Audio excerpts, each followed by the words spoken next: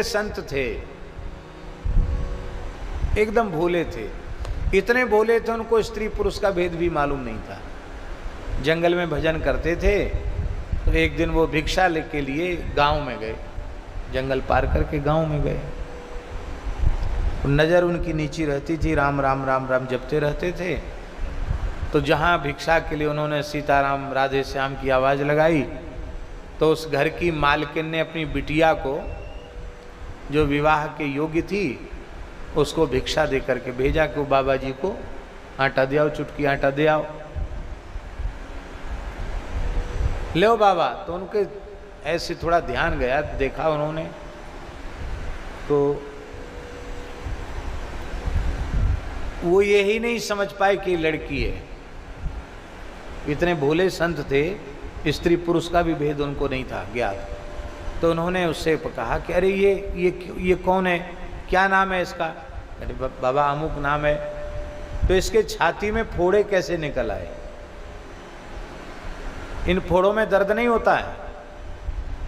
तो उसकी माँ ने कहा, अरे बाबरे बाबा, तो कुछ नहीं जानता है कि हम लोग स्त्री हैं और ये स्त्री का चिन्ह है। हमारे बेटी के विवाह का समय अब बिल्कुल निकट आ गया है। तो ये तो माताओं के शरीर की प्रकृति है, और पेट में जब बालक आता है तो इन्हीं पयोधरों में दूध उतर आता है, इसी दूध से बच्चों का पोषण होता है। इतना सुनते हुए महात्मा उन्होंने भिक्षा पात्र पटक दिया, फूट गया भिक्षा पात्र। मिट्टी की हंडी थी, फूट गई, रोने लगे। तो मैया ने पूछा, बाबा रो क्यों रहे हो? बोले, मैं कितना मूर्ख हूँ, भगवान कितने करुणामय हैं।